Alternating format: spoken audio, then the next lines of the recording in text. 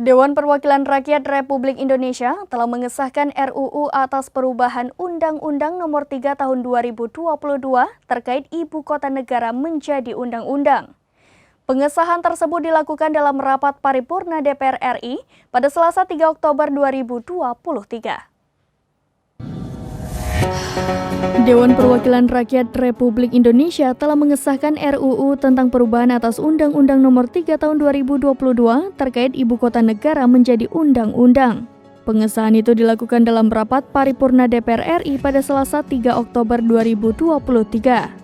Awalnya, Ketua Komisi 2 DPR RI Ahmad Doli Kurnia menyampaikan laporan pembahasan RUU IKN, di mana pada pembicaraan tingkat 1 atau dalam rapat panja, terdapat 7 fraksi yakni PDIP, Partai Golkar, Partai Gerindra, Partai Nasdem, PKB, PAN dan P3 menerima RUU IKN untuk disahkan pada rapat paripurna. Sementara satu fraksi yakni Partai Demokrat menyetujui dengan catatan.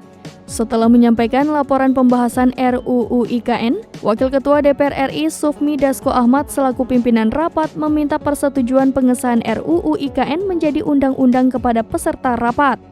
Adapun ada beberapa isu pokok perubahan beserta daftar inventarisasi masalah dalam RUU IKN, di antaranya klaster terkait kewenangan khusus, klaster nomor terkait pengisian jabatan, klaster terkait penyelenggaraan perumahan, klaster terkait batas wilayah, dan klaster nomor terkait mitra di DPR RI. Demikian informasi terkini, Syedaralun saksikan terus berita lainnya di kanal YouTube Serambi News, website dan Facebook serambinews.com. Download Tribun X sekarang, menghadirkan lokal menjadi Indonesia.